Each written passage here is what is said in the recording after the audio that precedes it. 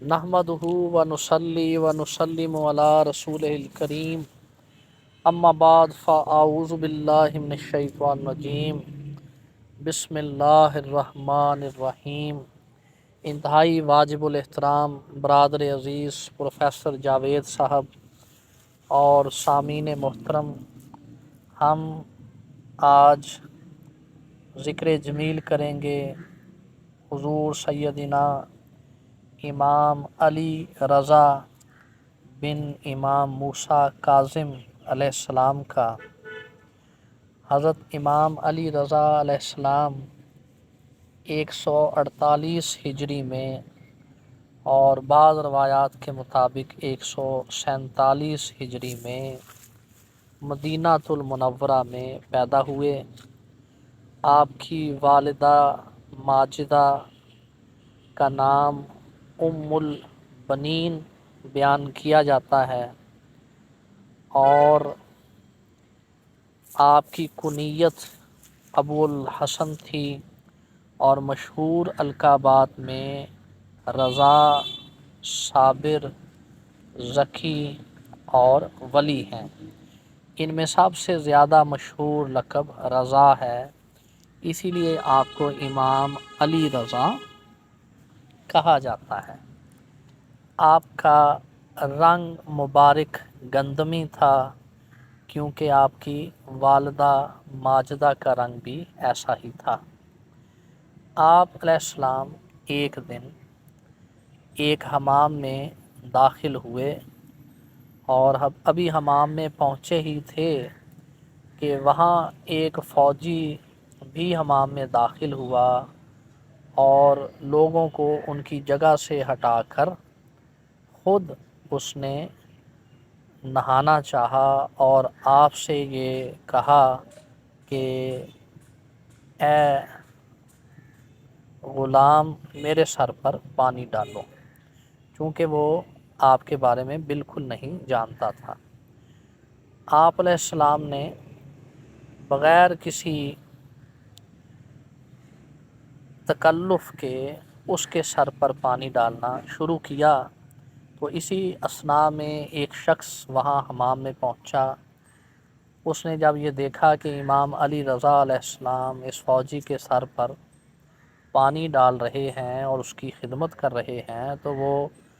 चिल्ला उठा कि ए बदबख्त फ़ौजी, तू मर जाए,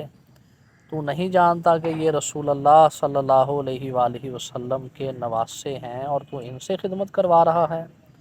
अब जब फ़ौजी ने ये माजरा देखा और ये हकीकत उस पर मुनकशफ हुई, तो उसने इमाम अली रज़ा अलैहिस्सलाम के दोनों कदम पकड़ लिए और उनको बेख्तियार बोसे देने शुरू कर दिए और कहने लगा कि मैं हकीकत हाल से बेखबर था, लेकिन आपने भी मुझे नहीं बताया कि आप कौन हैं। तो इस पर इमाम अली रज़ा अलैहिस्सलाम ने इरशाद फरमाया कि चूँकि तुमने जिस काम का मुझे कहा था, इस काम के करने में बेहद सवाब है, इसलिए मैंने रिज़ाए इलाही की खातिर तुम्हारी खिदमत की। और इस मौके पर इमाम अली रज़ा अलैहिस्सलाम ने ये अशार भी पढ़े, जिनका तर्जुमा ये है कि मेरा गुनाह नहीं और ना ही इसका गुनाह है, जिसने मुझे कहा कि ए ग़ुलाम, ए काले, मेरी खिदमत बजा लाओ। इस वाक़या से इमाम अली रज़ा अलैहिस्सलाम की बुर्दबारी, आपकी शान और आपके हसब नसब का पता चलता है। जैसा कि सूफिया का ये कहना है कि सैयद वो होता है जिसे ये बताना ना पड़े कि वो सैयद है, बल्कि सैयद की खुशबू ही उसके हसब नसब का पता देती है और सैयद के आमाल ही हुए रसूल का और खुशबुए रसूल का पता देते हैं। हुज़ूर सैयदना इमाम अली रज़ा अलैहिस्सलाम बेहद इबादत गुज़ार थे और आप अलैहिस्सलाम के हवाले से नूरुल अब्सार में है कि आप अक्सर रोज़े से रहा करते थे اور ہر مہینے میں کم از کم 3 دن آپ روزے کبھی بھی نہ چھوڑتے تھے،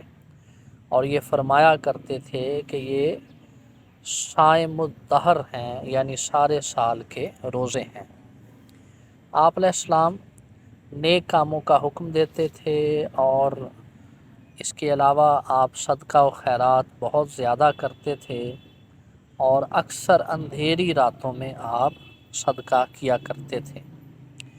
گرمیوں میں آپ ایک چٹائی پر بیٹھا کرتے تھے، اور سردیوں میں ٹاٹ کے اوپر آپ براجمان ہوتے۔ آپ علیہ السلام کے حوالے سے ابراہیم بن عباس نے کہا، میں نے امام علی رضا علیہ السلام کو یہ فرماتے ہوئے سنا، آپ سے ایک شخص نے یہ سوال کیا کہ کیا اللہ تعالیٰ اپنے بندوں کو ان کی طاقت سے زیادہ تکلیف دیتا ہے؟ اس پر آپ علیہ السلام نے ارشاد فرمایا کہ ہرگز نہیں، اللہ تعالیٰ بڑا ہی کریم بھی ہے اور بڑا ہی منصف اور عادل بھی ہے، وہ بندوں کو ان کی ہمت سے زیادہ تکلیف نہیں دیتا۔ اور آپ نے قرآن مجید فرقان حمید کی اس آیت مبارکہ کی طرف اشارہ کیا کہ لا یکلف نفسا الا وسعہا۔ اس کے بعد اس شخص نے آپ سے دوسرا یہ سوال کیا کہ کیا لوگ ہر اس شے کو کرنے پر قادر ہیں جس کو وہ کرنا چاہتے ہیں؟ تو اس پر امام علی رضا علیہ السلام نے فرمایا کہ ہرگز ایسا نہیں ہے، لوگ کچھ اختیار دیے گئے ہیں مگر ہر چیز کرنے پر وہ قادر نہیں ہیں،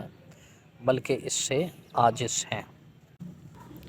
آپ کے ایک خادم خاص حضرت یاسر کا یہ کہنا ہے، وہ روایت کرتے ہیں کہ امام علی رضا بن امام موسیٰ کاظم علیہ السلام نے یہ ارشاد فرمایا کہ لوگ 3 مقامات پر وحشت اور گھبراہٹ کا شکار ہوتے ہیں۔ نمبر 1، اس وقت جب کوئی بھی شخص دنیا میں پیدا ہوتا ہے تو بچہ اس وقت وحشت کا شکار ہوتا ہے۔ دوسرا موقع وہ ہوتا ہے جب کوئی بھی انسان اس دنیا سے جاتا ہے تو جس روز اس کا یوم وفات ہوتا ہے، وہ آخرت میں لوگوں کو دیکھتا ہے تو اسے وحشت اور گھبراہٹ ہوتی ہے۔ اور تیسرا موقع وہ ہے جب انسان کو قبر سے اٹھایا جائے گا اور وہ اپنے اعمال کو دیکھے گا تو اس وقت بھی وہ وحشت زدہ ہوتا ہے، لیکن اللہ رب العزت نے اپنے پیغمبر حضرت یحییٰ علیٰ نبی شینا علیہ الصلاۃ والسلام کو ان تینوں مقامات پر سلامتی نصیب فرمائی، اور ان تینوں مقامات پر آپ کو گھبراہٹ سے محفوظ رکھا۔ پھر آپ نے قرآن مجید فرقان حمید کی اس آیت مبارکہ کی تلاوت فرمائی کہ والسلام علیہ یوم ولدت و یوم اموت و یوم ابعث حیا، یعنی حضرت یحییٰ علیہ السلام کے حوالے سے اللہ رب العزت نے ارشاد فرمایا، انہوں نے عرض کی کہ مجھ پر سلامتی ہے اس روز بھی جس روز مجھے پیدا کیا گیا،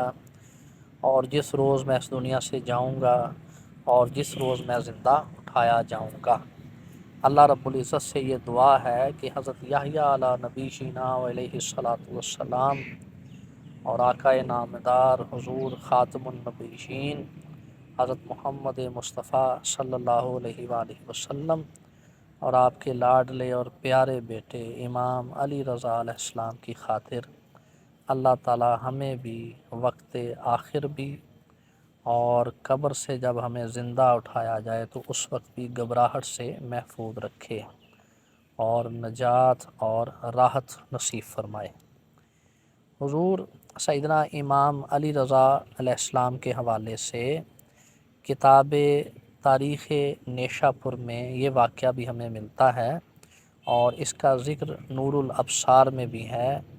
کہ حضور سیدنا امام علی رضا علیہ السلام جب نیشا پور میں تشریف لائے اور اس شہر میں داخل ہوئے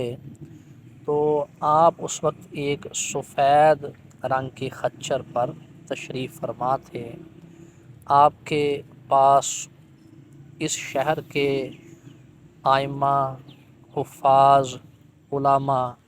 اور لوگوں کی ایک کثیر تعداد حاضر ہوئی، اور انہی علماء میں حضرت ابو زرعہ اور امام حافظ ابو مسلم توسی رحمہم اللہ اجمعین جیسی عظیم شخصیات بھی تھیں۔ تو انہوں نے حضور سیدنا امام علی رضا علیہ السلام کی خدمت اقدس میں یہ عرض کیا کہ حضور یہاں علماء اور محدثین کی ایک بڑی تعداد آپ کی زیارت اور ملاقات کے لیے حاضر ہوئی ہے،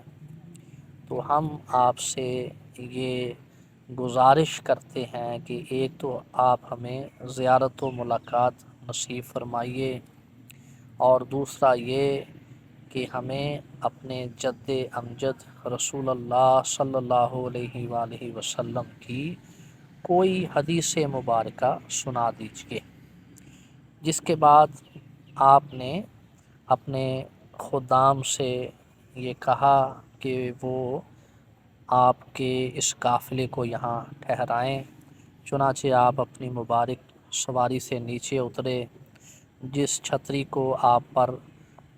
سائے کے لیے تانا گیا تھا اس کو بھی اٹھا دیا گیا۔ آپ نے ایک رومال اپنے چہرے اور اپنے سر مبارک پر لیا ہوا تھا، آپ نے اس کو ہٹایا۔ لوگوں نے آپ کے چہرہ انور کی زیارت کی اور اپنی آنکھیں ٹھنڈی کیں،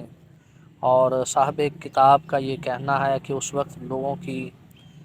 آنکھوں میں آنسو تھے۔ بہت سے لوگ آپ کو دیکھ کر اللہ رب العزت کو یاد کر رہے تھے، اور آپ کے دو گیسو آپ کے کندھوں پر لٹک رہے تھے۔ سبحان اللہ! یہ تقریباً ایسا ہی رسول اللہ صلی اللہ علیہ وآلہ وسلم کی زلفوں کے حوالے سے بیان کیا جاتا ہے سیرت کی کتابوں میں کہ آپ کی زلفیں آپ کے کندھوں پر لٹکی ہوتی تھیں۔ تو لوگ اپنے اپنے جہاں جہاں مقامات تھے وہیں سے کھڑے ہو کر آپ کی زیارت کر رہے تھے، اور بعض لوگ آپ کو دیکھ کر بآواز بلند نعرے لگا رہے تھے، اور کچھ لوگ ایسے بھی تھے جو آپ علیہ السلام کے قدموں کو بوسے دے رہے تھے، کچھ آپ کے حتیٰ کہ خچر کے پاؤں کو بھی بوسے دے رہے تھے، اور آپ کے ساتھ اظہار عقیدت اور آپ کے ساتھ محبت کا اظہار کر رہے تھے۔ یہاں میں رک کر یہ بھی عرض کرنا چاہتا ہوں کہ اس خطہ خراسان پر اللہ رب العزت کی اسی لیے اتنی رحمت ہے کہ انہوں نے عراق، شام اور عرب کے بہت سے لوگوں کی طرح آل رسول سے بے وفائی نہ کی، بلکہ خراسان کے اس خطے نے آل رسول سے وفا کی۔ یہی وجہ ہے کہ اب اسی خطے سے اسلام کی وہ عظیم فوج نکلے گی جو حضرت امام مہدی علیہ السلام کی قیادت میں روئے زمین پر اسلام کو عملاً نافذ کرے گی۔ سامعین محترم، نیشا پور کے یہ لوگ کس قدر سعادت مند تھے کہ انہوں نے رسول اللہ صلی اللہ علیہ وآلہ وسلم کے صاحبزادے کا اس قدر شاندار استقبال کیا کہ وہاں بلا مبالغہ اس وقت ہزاروں لوگ موجود تھے، اور لوگ اپنی آنکھیں آپ کی زیارت سے ٹھنڈی کر رہے تھے، اور آپ کے جانور کو بھی بوسے دے رہے تھے۔ اس موقع پر جو علماء اور محدثین تھے، خاص طور پر حضرت ابو زرعہ اور ابو مسلم رحمہم اللہ اجمعین، انہوں نے لوگوں سے پکار کر کہا کہ آپ خاموش ہو جائیں اور ہمیں رسول اللہ صلی اللہ علیہ وآلہ وسلم کی حدیث مبارکہ کو غور سے سننے دیں۔ چونکہ حضرت ابو زرعہ اور حضرت محمد بن مسلم یہ چاہتے تھے کہ وہ رسول اللہ صلی اللہ علیہ وآلہ وسلم کی اس حدیث مبارکہ کو لکھ لیں۔ چنانچہ اس موقع پر حضور سیدنا امام علی رضا علیہ السلام نے یہ فرمایا کہ مجھے میرے بابا حضرت امام موسیٰ کاظم علیہ السلام نے، اور انہوں نے اپنے والد حضرت امام جعفر الصادق علیہ السلام سے، اور انہوں نے اپنے والد حضرت امام محمد باقر علیہ السلام سے، انہوں نے اپنے بابا جان حضور سیدنا امام زین العابدین علیہ السلام سے، اور انہوں نے اپنے بابا جان سید الشہداء حضور سیدنا امام حسین علیہ السلام سے، اور انہوں نے اپنے والد گرامی امام المشارق والمغارب حضور سیدنا علی المرتضیٰ علیہ السلام سے یہ خبر دی۔ انہوں نے ارشاد فرمایا کہ مجھے میرے آقا، میرے حبیب، میرے مولا، میری آنکھوں کی ٹھنڈک پیغمبر آخر الزماں رسول اللہ صلی اللہ علیہ وآلہ وسلم نے یہ خبر دی ہے۔ آپ نے ارشاد فرمایا کہ مجھے جبرائیل علیہ السلام نے یہ خبر دی ہے کہ اللہ رب العزت نے مجھے یہ ارشاد فرمایا کہ کلمہ لا الہ الا اللہ میرا قلعہ ہے، جو شخص یہ کلمہ کہے گا وہ میرے قلعے میں داخل ہوگا، اور جو میرے قلعے میں داخل ہو گیا وہ میرے عذاب سے محفوظ و مامون رہے گا۔ پھر آپ علیہ السلام نے چھتری پر دوبارہ پردہ لٹکانے کا حکم دیا اور اپنے سفر کو دوبارہ شروع کر دیا۔ جو اہل قلم اور اہل علم حضرات اس حدیث مبارکہ کو اس وقت لکھ رہے تھے، نور الابصار میں ہے کہ ان کی تعداد اس وقت 20,000 سے زیادہ تھی، یعنی 20,000 اہل علم حضرات اس حدیث مبارکہ کو لکھ رہے تھے۔ اور آپ اسی سے اندازہ لگا سکتے ہیں کہ کس قدر بڑا ہجوم نیشا پور میں آپ کی زیارت و ملاقات کے لیے آیا، کہ لکھنے والوں کی تعداد 20,000 سے زیادہ تھی۔ تو جو دیگر لوگ تھے، جو زائرین تھے اور جو آپ کی زیارت و ملاقات کے لیے آئے تھے، وہ ان کے علاوہ تھے۔ بلا شبہ یہ مجمع بہت ہی بڑا تھا، اور اس دور کے حساب سے یہ شاید اس علاقے کا سب سے بڑا اجتماع تھا۔ امام علی رضا علیہ السلام نے اس موقع پر ان لوگوں سے یہ بھی ارشاد فرمایا کہ اگر یہ اسناد بیان کر کے یہ حدیث مبارکہ کسی دیوانے پر بھی پڑھ دی جائیں تو اس کو بھی اللہ تعالیٰ جنون سے آفاقہ اور آرام دے گا۔ بلا شبہ آپ نے حق فرمایا، بلا شبہ آپ نے حق فرمایا۔ حضرت ابو القاسم کشیری رضی اللہ تعالیٰ عنہ جنہوں نے رسالۃ الکشیریہ بھی لکھا ہے، وہ اس سند کے ساتھ یہ حدیث بیان کرتے ہیں اور یہ فرماتے ہیں کہ بعض امرائے سامانیہ کو جب یہ حدیث ان اسناد کے ساتھ پہنچی تو انہوں نے اس کو سونے سے لکھوا لیا اور یہ وصیت کی کہ اسے ان کی قبر میں ان کی لحد کے ساتھ، ان کی میت کے ساتھ دفن کر دیا جائے۔ چنانچہ فوت ہونے کے بعد اس حدیث مبارکہ کو جب ان کی لحد میں ان کے جسم کے ساتھ رکھا گیا تو بعض لوگوں نے یہ خواب دیکھا اور ان سے سوال کیا کہ اللہ تعالیٰ نے آپ کے ساتھ کیسا برتاؤ کیا؟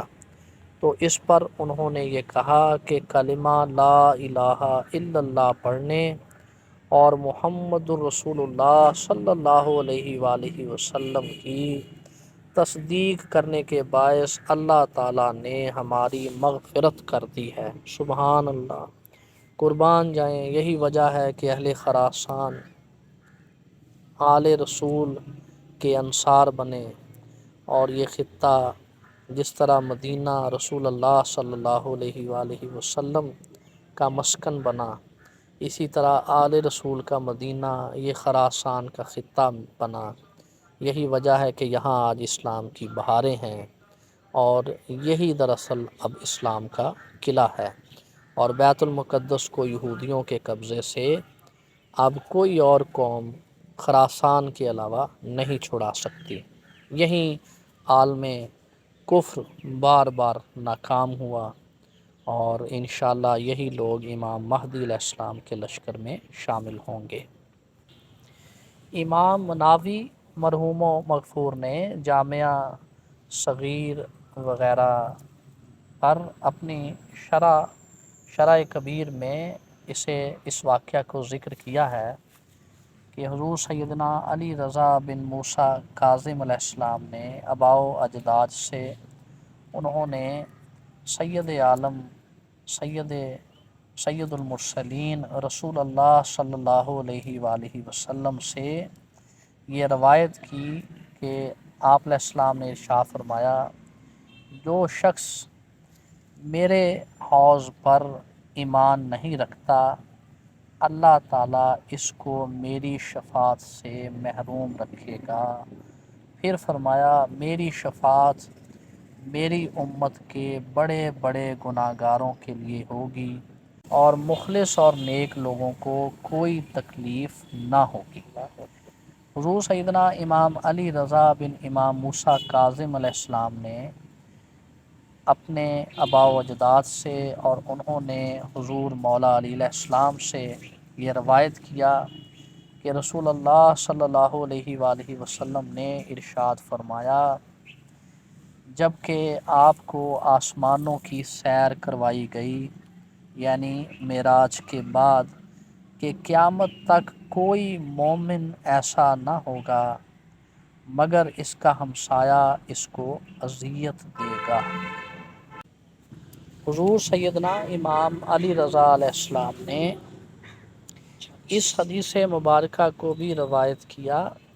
کہ رسول اللہ صلی اللہ علیہ وآلہ وسلم نے ارشاد فرمایا کہ اگر سر کے اگلے حصے کے بال پہلے سفید ہوں تو یہ باعث برکت ہے، دونوں کناروں میں سفید ہوں تو یہ سخاوت کا سبب ہے، زوائب کا سفید ہونا بہادری کی علامت ہے، اور گردن کے بالوں کا سفید ہونا نحوست کی علامت ہے، العیاذ باللہ۔ حضور سیدنا امام علی رضا علیہ السلام نے یہ حدیث مبارکہ بھی اپنے آباء و اجداد سے روایت کی کہ حضور سیدنا مولا علی علیہ السلام سے روایت ہے کہ رسول اللہ صلی اللہ علیہ وآلہ وسلم نے ارشاد فرمایا، شب معراج جب مجھے آسمانوں کی سیر کروائی گئی تو میں نے ایک رحم کو، یہاں رحم سے مراد رشتہ دار ہے، اس کو عرش کے ساتھ لٹکا دیکھا، وہ اپنے رب سے رحم کے متعلق شکایت کر رہا تھا، یعنی ایک دوسرے رشتہ دار کے متعلق شکایت کر رہا تھا جو اس سے قطع تعلق کیے ہوئے تھا۔ میں نے اس رحم سے کہا، تیرے اور اس رحم کے درمیان کتنے آباء و اجداد ہیں؟ تو اس رحم نے کہا، ہم 40ویں باپ پر آپس میں ملتے ہیں۔ اس حدیث مبارکہ سے صلہ رحمی کی اہمیت انتہائی صراحت کے ساتھ اور بخوبی سمجھ میں آتی ہے، اور یہ بھی سمجھ میں آتا ہے کہ قطع رحمی کرنا اللہ رب العزت کو کس قدر سخت ناپسند ہے۔ اسی طرح حضور سیدی امام علی رضا بن امام موسیٰ کاظم علیہ السلام نے ارشاد فرمایا، جس شخص نے ثواب کے لیے شعبان کا ایک روزہ رکھا وہ جنت میں داخل ہوگا، جو ایک دن میں 70 مرتبہ اللہ سے اپنے گناہوں کی معافی مانگتا ہے، وہ قیامت کے روز نبی کریم صلی اللہ علیہ وآلہ وسلم کی جماعت میں اٹھے گا اور اللہ تعالیٰ کی طرف سے اس کی عزت افزائی کی جائے گی۔ سبحان اللہ، یعنی استغفار جو 70 مرتبہ کرے گا اللہ تعالیٰ اس کو رسول اللہ صلی اللہ علیہ وآلہ وسلم کے جھنڈے تلے جمع کرے گا اور اس کی عزت ہوگی۔ پھر آپ نے ارشاد فرمایا، جو شخص شعبان میں صدقہ کرے گا اگرچہ کھجور کا ایک ٹکڑا ہی کیوں نہ دے تو اللہ تعالیٰ اس کا جسم دوزخ پر حرام کر دے گا۔ حضور سیدی امام علی رضا بن امام موسیٰ کاظم علیہ السلام نے یہ بھی ارشاد فرمایا، جو شخص اللہ تعالیٰ سے ثواب حاصل ہونے کی وجہ سے رجب کا پہلا روزہ رکھے، اس کے لیے جنت واجب کر دی جاتی ہے۔ جو اس کے درمیان والے دن میں روزہ رکھے تو قبیلہ ربیہ اور مضر کے افراد کے برابر لوگوں کی وہ شفاعت کرے گا جو کہ قبول کی جائے گی، اور جو اس کے آخری دن میں روزہ رکھے گا تو اللہ تعالیٰ اس کو جنت کے فرشتوں میں داخل کرے گا، اور اس کی ماں، باپ، بھائی اور اس کے رشتہ دار، خالہ کے خالائیں، ماموں، دوست اور ہمسایہ داروں کے بارے میں اس شخص کی شفاعت قبول کی جائے گی۔ سبحان اللہ، سبحان اللہ۔ اگرچہ ان لوگوں میں سے بھی وہ ہوں جن پر اللہ تعالیٰ نے دوزخ کا عذاب واجب کیا ہوگا۔ اللہ اکبر، سبحان اللہ۔ صاحب کتاب نصر الدرد نے یہ واقعہ بھی نقل کیا ہے کہ فضل بن سہل نے حضور سیدنا امام علی رضا بن امام موسیٰ کاظم علیہ السلام سے مامون کی بھری مجلس میں یہ سوال کیا اور کہا، یا ابا الحسن، لوگ تو مجبور ہیں۔ اس پر آپ علیہ السلام نے ارشاد فرمایا، اللہ تعالیٰ کو مجبور کرنے کی کیا ضرورت ہے، وہ انصاف کرے گا۔ مطلب یہاں ان لوگوں کا رد کیا گیا جو انسان کو مجبور محض سمجھتے ہیں، اور فرقہ جبریہ کا انکار کیا گیا کہ فرقہ جبریہ انہی ظالم بادشاہوں کے دور میں ابھرا تھا جن کا یہ خیال تھا کہ ہم جو بھی گناہ کرتے ہیں دراصل یہ تو جبر کی وجہ سے ہے اور ہم مجبور محض ہیں۔ تو آپ نے بادشاہ وقت کے سامنے اس کا یہ جواب دیا کہ اللہ تعالیٰ کو مجبور کرنے کی کیا ضرورت ہے، وہ انصاف کرے گا اور پھر عذاب دے گا۔ اس پر اس سائل نے کہا کہ لوگ تو آزاد کر دیے جائیں گے، یعنی ہر حجاج کا، ہر ظالم کا یہ پری ٹیکسٹ ہوتا ہے کہ وہ توبہ کی امید پر گناہ پہ گناہ کیے چلا جاتا ہے، اور یہی سب سے بڑا گناہ ہوتا ہے کہ جب آپ گناہوں پر اصرار کریں، اور اگر کوئی شخص گناہوں پر اصرار کرے تو اہل علم حضرات کا یہ کہنا ہے کہ چھوٹا گناہ بھی بڑا گناہ شمار ہوتا ہے۔ تو یہ جو ظالم بادشاہ تھے جو پہلے ہی حدود اللہ کو پامال کر رہے تھے، یہ لوگوں میں اس طرح کے مولویوں اور لوگوں کے ذریعے اپنے من گھڑت نظریات کا پرچار کرتے تھے تاکہ لوگ ان کے سامنے اف تک نہ کریں، اور یہ لوگ جس طرح مرضی لوگوں پر ظلم و ستم کریں، ان کی جائیدادیں ہڑپ کریں اور جو مرضی کریں، ان کو پوچھنے والا کوئی نہ ہو اور ان کے حوالے سے کوئی شخص شکوہ اور شکایت بھی نہ کرے، اور پھر آخرت میں بھی یہ اللہ تعالیٰ کو چکر دینے کی کوشش کرتے تھے، جیسا کہ جب حضور سیدنا خواجہ حسن بصری رضی اللہ تعالیٰ عنہ کے پاس حجاج کے آخری وقت کی بات پہنچائی گئی کہ حجاج نے وقت آخر توبہ کر لی تھی، تو حضور سیدی خواجہ حسن بصری رضی اللہ تعالیٰ عنہ نے ارشاد فرمایا کہ یہ بدبخت پہلے لوگوں کو چکر دیتا رہا اور اب یہ سمجھتا ہے کہ شاید اللہ کو بھی دھوکہ دے لے گا۔ تو حضور سیدی امام علی رضا علیہ السلام نے اس نظریے کا رد کیا، اور آپ نے ارشاد فرمایا کہ اللہ منصف ہے اور وہ لوگوں کو ان کے جرائم پر عذاب دے گا۔ اور پھر جب اس سائل نے یہ کہا کہ لوگ تو آزاد کر دیے جائیں گے، تو آپ علیہ السلام نے ارشاد فرمایا، اللہ بہت بڑا حاکم ہے، وہ اپنے بندوں کو مہمل نہیں چھوڑتا کہ ان کو اپنے نفوس کے حوالے کر دے، یعنی اللہ تعالیٰ بندوں کو شترے بے مہار نہیں چھوڑتا۔ اور قرآن پاک کی وہ آیت کہ فَمَن يَعْمَلْ مِثْقَالَ ذَرَّةٍ خَيْرًا يَرَهُ وَمَن يَعْمَلْ مِثْقَالَ ذَرَّةٍ شَرًّا يَرَهُ، کہ اللہ تعالیٰ اتنا بڑا منصف ہے کہ وہ ذرہ برابر نیکی بھی انسان کے روبرو لے آئے گا، اور اگر اس نے ذرہ برابر بدی کی ہوگی تو وہ بھی اس کے منہ پر دے ماری جائے گی۔ تو اس طرح سے آل رسول نے اور امام علی رضا علیہ السلام نے بادشاہ وقت کے سامنے لوگوں کی فکری اور ذہنی تطہیر بھی کی۔ ابو الحسن کرزی نے اپنے باپ سے یہ روایت کی کہ انہوں نے کہا کہ ہم ابو الحسن امام علی رضا علیہ السلام کی مجلس انور میں تشریف فرما تھے کہ ایک شخص آیا اور اپنے بھائی کی شکایت کی،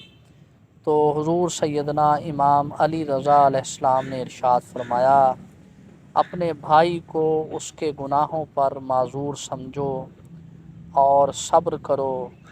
اور اس کے عیبوں پر پردہ ڈالو، بے وقوف کی بے وقوفی پر صبر کرو۔ اہل زمانہ کو ان کے حوادث اور ظلم پر مہربانی کر کے جواب دو، اور ظالم کو اس کا حساب کرنے والے کے یعنی اللہ رب العزت کے حوالے کر دو اور خود انتقام مت لو۔ سامعین محترم، آپ علیہ السلام کی سیرت طیبہ کے حوالے سے آپ نے منفرد واقعات کو جانا۔ ہم انشاءاللہ اگلی قسط میں بھی آپ کا ذکر جمیل کریں گے۔ اس قسط میں اتنا ہی کافی ہے۔ والسلام۔